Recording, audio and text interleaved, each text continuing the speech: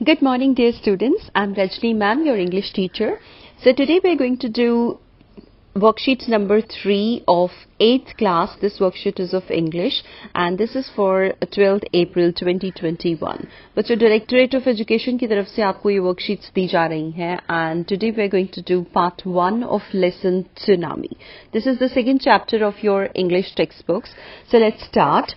Look up the old news or discuss with your family and friends. पुरानी जो है news या देखें या डिस्कस करें अपने फैमिली के साथ, अपने फ्रेंड्स के साथ. And write the names of a place state where these natural disasters occurred in the past. और अपने फैमिली के साथ, अपने फ्रेंड्स के साथ ये डिस्कस कीजिए. करने के बाद में ये जो नीचे दिए गए नेचुरल डिजास्टर्स हैं, ये कहाँ हुए थे, किन जगहों पे हुए थे, किन स्टेट्स में हुए थे, उनके बारे में आपको यहाँ पर लिखना है. I hope you all know what are natural disasters, जिसे आप हिंदी में प्राकृतिक आपदाएं कहते हैं. प्रकृति में अपने आप से ये होते हैं.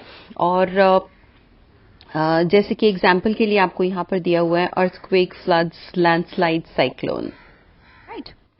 So first one is earthquake. Earthquake का मतलब होता है भूचाल या भूकंप. जब पूरी की पूरी जो हमारी प्लेस है, धरती का कुछ हिस्सा है, वो अब कुछ छोटे एरिया में भी आ सकता है, वो कुछ बड़े एरिया में भी आ सकता है. तो धरती का कुछ हिस्सा जो है वो हिल जाता है. ठीक है. अब डिपेंड करता है कि वो कितना ज्यादा पावरफुल है. ज्यादा पावरफुल होता है तो ज्यादा नुकसान हो जाता है.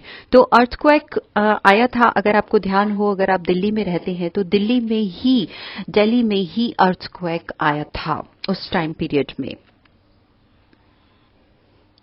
तो दिल्ली में आया था, राजस्थान में आया था, आप लिख सकते हैं. और भी अगर आप न्यूज में देखें, अगर और भी किसी इलाके में आए तो आप वो वाले नाम भी यहाँ पर लिख सकते हैं. Then is floods. फ्लड्स का मतलब होता है बाढ़. ये सबको अपने साथ बहा कर ले जाता है. तो फ्लड्स जो आए थे बच्चों, वो आए थे आसाम में, बिहार में. तो इन इलाकों में बहुत ज्यादा फ्लड्स आए थे. तो वही हम यहाँ पर मेंशन कर देंगे. आपको और कोई इलाके न्यूज में पता चलते हैं तो आप वो भी लिख सकते हैं यहाँ पर.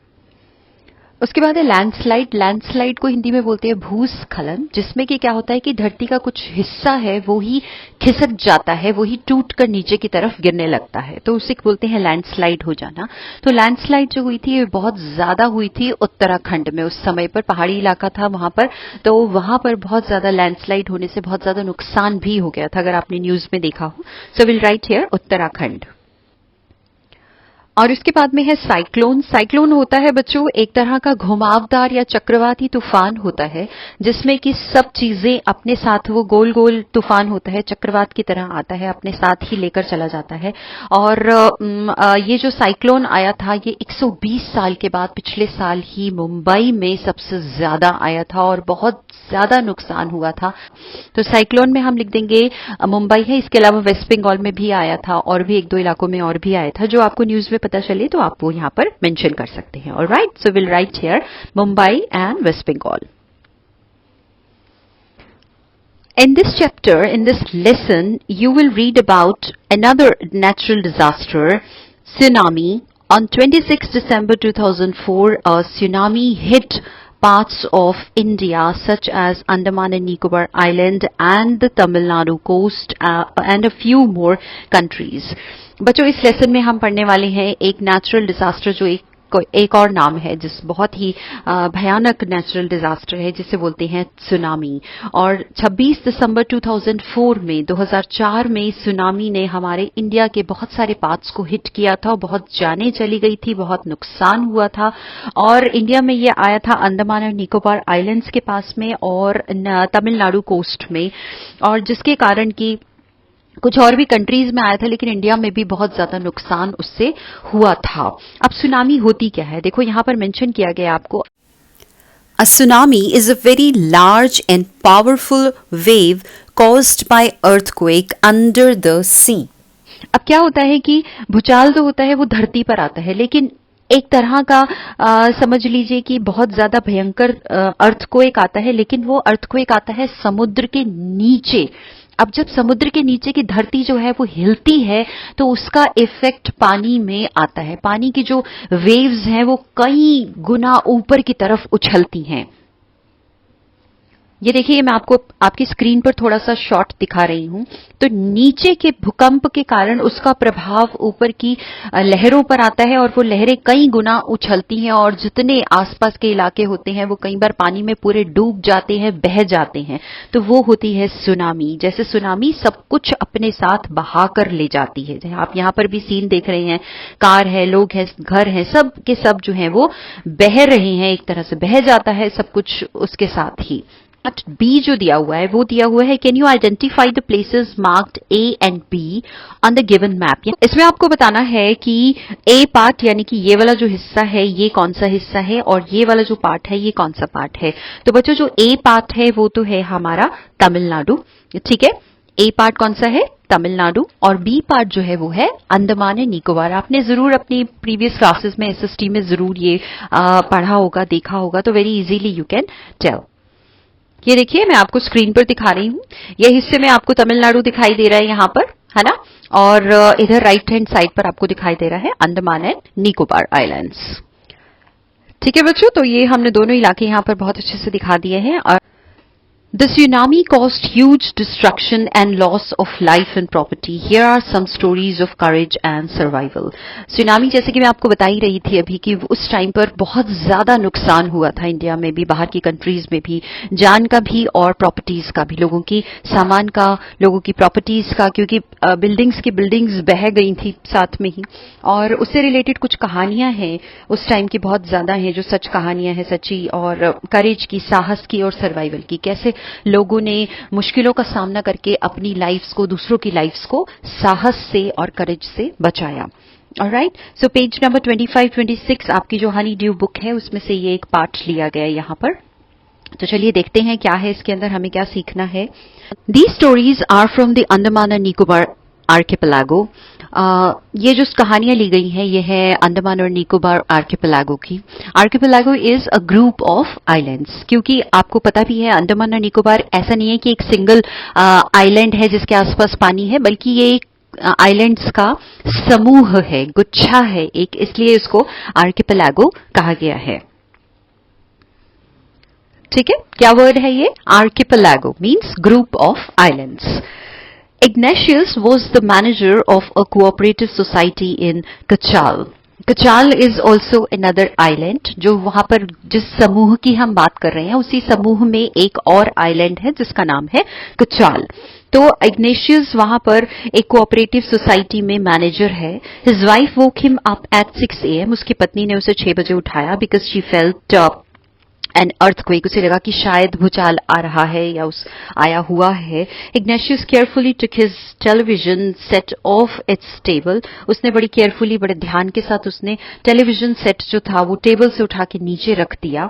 क्यों रखा होगा उसने नीचे? Put it down on the ground. Why? Because ताकि वो अगर भूचाल थोड़ा बहुत आया है तो हिलने से वो टूट न जाए, so that it would not fall and break. भूचाल से कहीं वो हिलकर, गिरकर टूट न जाए।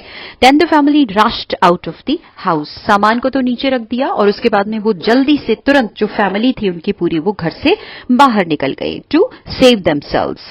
When the tremors stopped, ट्रिमॉर्स क्या होता है? Slight shakes. Slight shakes means जो हल्के झटके लग रहे थे, जब हल्के जो झटके थे वो बंद हुए, they saw the sea rising.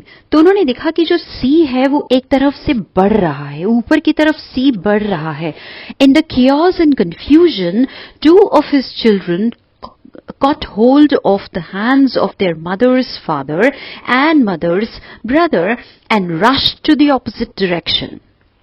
अब क्या हुआ कि झटके लगने तो बंद हो गए, लेकिन उन्होंने देखा कि जो सी है, जो समुद्र है, वो जैसे ऊपर की तरफ उठ रहा है। जैसे कोई बहुत बड़ा सा राक्षस होता है, वो ऊपर बड़ा होता जाता है, वैसे ही जो सी है वो ऊपर की तरफ उठ रहा है। तो कियोस में, कंफ्यूजन में, what is chaos? Chaos is a state of utter confusion या डिसऑर्डर, है ना, जब आपको कुछ समझ में नहीं आता कि करना क्या है। और कंफ्यूजन तो है ही जब आप बहुत अव्यवस्था की, डिसऑर्डर की स्टेट में है, जब आपको समझ में नहीं आ रहा कि क्या करे। तो उन्हें समझ में नहीं आ रहा था, भूचाल आया है तो समुद्र के ऊपर जा रहा है। तो इस सारे कियोस में, कंफ्यूजन में, 2 of his children, उसके जो 2 बच्चे थे, उन्होंने मम्मी के जो पापा थे, मम्मी के पापा मतलब कौन हुए? बिल्कुल ठीक, जो उसके नाना थे और मम्मी के जो ब्रदर थे, यानी कि जो उसके मामा थे, उन दोनों का हाथ उन दो बच्चों ने पकड़ लिया and rushed in the opposite direction, और दूसरी डायरेक्शन में वो दौड़ने लगे. He never saw them again, लेकिन उन दोनों को उन सभी को इग्नेशियस ने दोबारा कभी नहीं देखा. His wife was also swept away, उसकी जो पत्नी थी वो भी स्वेप्ट अवे मीन्स एक तरह से पानी के साथ बह गई. Only the 3 other children who came with him were saved, सिर्फ उसके 3 और बच्चे थे जो उसके साथ थे, इग्नेशियस के साथ थे, वही सेव हो पाए, वही बच पाए. संजीव वॉज अ पुलिसमैन, एक ये कहानी आपको बताई गई है यहाँ पे. अब दूसरी जो है, Sanjeev was a policeman serving in Katchal island of the Nicobar group of islands. जो निकोबार ग्रुप ऑफ आइलैंड में एक कचाल आइलैंड है, वहां पर संजीव नाम का एक पुलिसमैन काम करता था. ही समहाउ मैनेज, अब उसकी कहानी बताई जा रही है कि उसने किसी तरह से ही somehow manage to save himself, अपने आप को सेव किया, हिज वाइफ, अपनी वाइफ को सेव किया, एंड हिज बेबी डॉटर, बहुत छोटी सी बच्ची थी, उसको भी सेव किया वेव्स से, जो तूफानी जो लहरें आ रही थी उससे उसने अपने तीनों को सेव कर लिया. But then he heard cries for help from the wife of John, the guest house cook. Guest house का वहां पर जो एक कुक था, जो शेफ था, उसका जो खानसामा था, खाना बनाने वाला जॉन था, उसकी पत्नी from the wife of John क्या आ रही थी, उसकी पत्नी की तरफ से बहुत ज्यादा चीखों की आवाज आ रही थी. So Sanjeev jumped into the water to rescue her, but they were both swept away. तो उसको बचाने के लिए वो भी पानी में कूद पड़ा कि मैं इसको रेस्क्यू कर लूंगा. रेस्क्यू मतलब बचाव करना, तो मैं इसकी रक्षा कर लूंगा, बचा लूंगा. लेकिन पानी इतना ज्यादा उस टाइम पर लहरों में पावर थी कि वो दोनों के दोनों पानी में बह गए. 13-year-old मेघना was swept away along with her parents. 13 साल की एक छोटी बच्ची मेघना थी, वो भी अपने पेरेंट्स के साथ बह गई. एंड 77 अदर पीपल, और इसके साथ साथ 77 और भी जो लोग थे वो भी उस सुनामी में, उस लहरों के साथ बह गए. She spent 2 days floating in the sea. वो जो लड़की थी मेघना, वो 2 दिनों तक सी पर फ्लोट करती रही, सी के ऊपर बहती रही. किसकी मदद से? Holding on to a wooden door, एक लकड़ी का दरवाजा कोई वहां था, वो उसके ऊपर थी, और वो भी 2 दिन तक बहती रही समुद्र में. मतलब उसने होल्ड, अपनी साहस नहीं छोड़ा, अपनी हिम्मत नहीं छोड़ी, और वुडन डोर को कसकर पकड़े रही, और वो 2 दिन तक बहती रही. 11 times she saw relief helicopter overhead. 11 बार उस लड़की ने जो हेलीकॉप्टर्स रिलीफ के लिए आ रहे थे, बचाव कार्य में जो हेलीकॉप्टर्स लगे हुए थे, 11 बार उस लड़की ने उन हेलीकॉप्टर्स को देखा कि वो आ रहे हैं, बचा रहे हैं. बट दे डिड नॉट सी हर. लेकिन अब क्योंकि वो ब्राउन से, या जो भी दरवाजा जो भी उसने पकड़ा हुआ था उसके ऊपर वो छोटी बच्ची शायद उनको दिखाई नहीं दी, इस वजह से वो बच नहीं पा रही थी.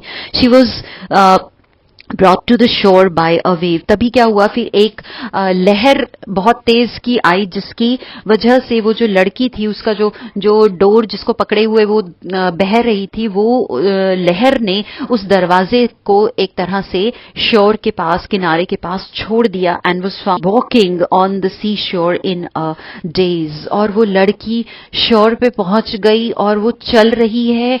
और डेज का मतलब होता है in a stupefied manner, means घबराहट में वो लड़की चल रही है कि अरे मैं तो किनारे पर पहुंच गई. उस घबराहट में वो सी शोर पर लड़की जो है वो अपने आप को चलता हुआ पा रही है, क्योंकि उसे समझ में नहीं आ रहा था, क्योंकि 2 दिन का इतना ज्यादा उसने वो सब देखा था. बच पाऊंगी, नहीं बच पाऊंगी, न मालूम कौन से ख्याल थे जो उसके दिमाग में उस वक्त चल रहे थे. तो बहुत सारे लोगों के साथ इस तरह की घटनाएं हुई थी. वो ये कुछ एक छोटा सा पार्ट है जो आज हमने किया है इसके अंदर. अब देखते हैं इससे रिलेटेड हमें क्या चीज यहाँ पर देखनी है, करनी है.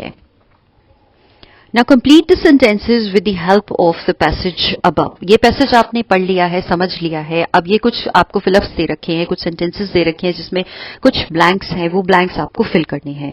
जो फर्स्ट फिलअप है वो है हमारा Meghna spent 2 days dash in the sea. She saw dash dash overhead but they did not see her. मेघना की बात हो रही है. अभी लास्ट में ही हमने यहाँ पर देखा है कि मेघना spent 2 days. 2 days अगर आप यहाँ पर देखें floating in the sea है ना, तो हम यहाँ पर लिख देंगे floating in the sea and she saw, उसने क्या देखे थे? She saw relief helicopters overhead but they did not see her. उसने relief helicopters को देखा था पर वो उन्हें, उस बच्ची को नहीं देख पाए. तो ये हमने लिख दिया फ्लोटिंग और रिलीफ हेलीकॉप्टर्स. और सेकंड वन है Sanjeev lost his life but saved his wife and his.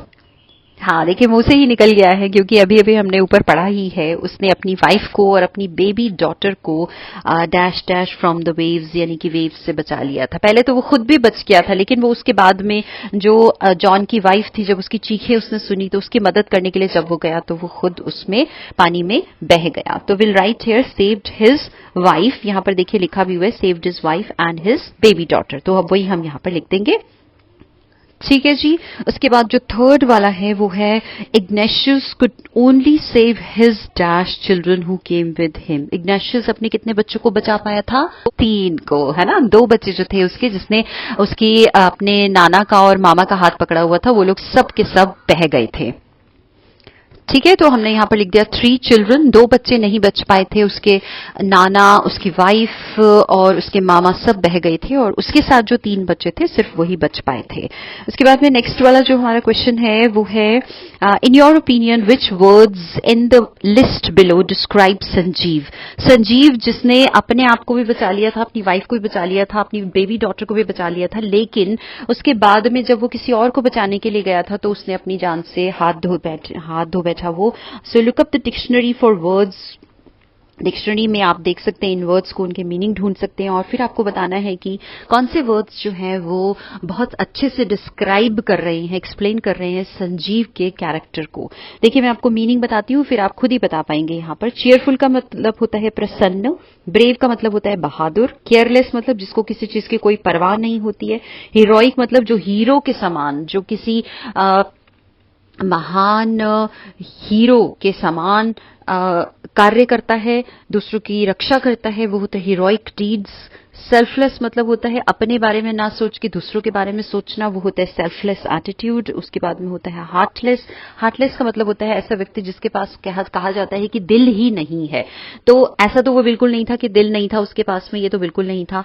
Selfless बहुत अच्छे से ये वर्ड जो है वो उसको डिस्क्राइब करता है कि वो अपने बारे में ना सोच के, चाहता तो अपनी जान, उसकी जान, उसकी पत्नी की जान, अपनी बच्ची की जान तो वो बचा चुका था है ना.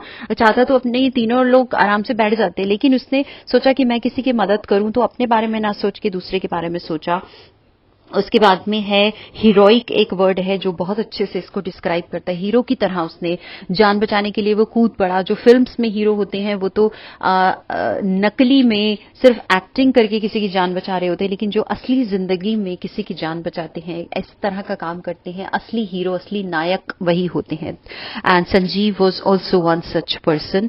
केयरलेस तो बिल्कुल नहीं था, बेपरवाह बिल्कुल नहीं था, और चेयरफुल था, लेकिन उसका एग्जाम्पल यहां पर हमें अभी फिलहाल नहीं दिया गया है. सो will write here heroic and selfless. तो हमारा कंप्लीट सेंटेंस हो गया. I think he was very brave. Brave था लेकिन ब्रेव इसमें लिखा हुआ था. उसके बाद में हीरोइक एंड. अगला वाला देखते हैं क्या है. Find out the past tense of the verbs in italic.